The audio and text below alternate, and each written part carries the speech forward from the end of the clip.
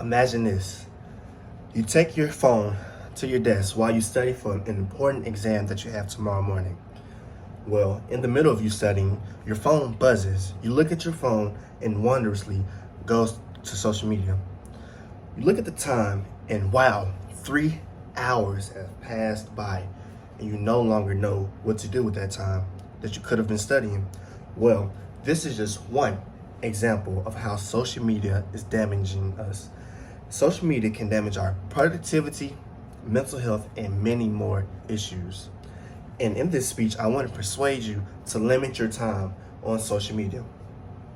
First, let's talk about the impact of mental health on social media, with social media. Research shows a strong link between heavy social media use and mental health issues like anxiety, depression, and loneliness that social media has on us. A study published in the Journal of Social Media and Clinical Psychology found that limiting social media use up to 30 minutes per day significantly reduced feelings of loneliness and depression. Dr. Melissa Hunt, who led the study, emphasizes that comparing one's self to others on social media can create a feeling of isolation, leading to anxiety that even depression, she states. These findings strongly suggest that social media use of impacts mental health issues in a way that feeds a negative perspective on ourselves. Now, let's look at how social media affects our productivity. It's no secret that social media is one of the biggest distractions we face today. According to a study by Rescue Time, the average person spends about 3 hours per day on social media. That's 21 hours a week, nearly the whole day. And this is just a study that was made. So imagine more people are using their time on social media and it's getting out of hand. Well, basically, imagine what we could achieve with this time that we use devoted to something meaningful in our lives besides social media. A report published in Harvard's Business Reviews warns that these distractions aren't just harmless breaks. They disrupt our focus and harm our ability to engage deeply in tasks. This constantly interrupts both our academic performances and professional performances.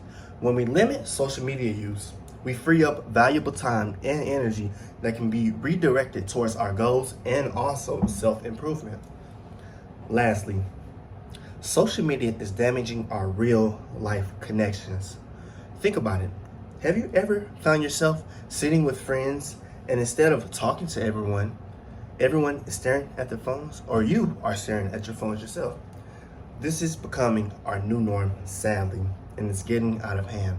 A survey conducted by the American Psychology Association revealed that nearly 45% of teens feel disconnected from their families due to the excessive smartphone use. Psychologist Jean Twigg points out that teens today are lonelier and more isolated than ever, despite being constantly connected through their phones. Twigg argues that social media is creating a generation that's more connected digitally, but is more isolated in reality. If we continue down this path, our ability to connect in meaningful, powerless ways in person will determine our future. Limiting social media use allows reestablished and genuine connections with one another and build stronger and more meaningful relationships. A lot of teens, even with their parents nowadays, aren't spending a lot of time with them due to social media.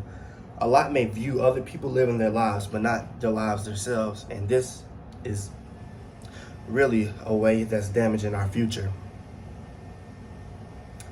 In conclusion, social media's negative impact on mental health, productivity, and real-life relationships cannot be ignored. It's a real issue that needs to be solved today, and you can prevent it. By setting limits intentionally reduces our usage, we can reclaim our focus, improve our well-being, and strengthen our real-life connections that we have every day. It's time to break the cycle of endless scrolling and prioritize our mental health, productivity, and personal relationships. Social media is not a bad thing, but it's definitely something that should be monitored heavy with ourselves, our friends, and our family. It's okay sometimes to put your phone on do not disturb. It's okay sometimes to power off your phone. It's okay to be in the real world sometimes. And social media is all not bad. Some is good, but it's just how you use it. Let's take control of our time and our minds and our lives by reducing social media use today. Thank you. I'm Amir Babandi with my persuasive speech. Thank you.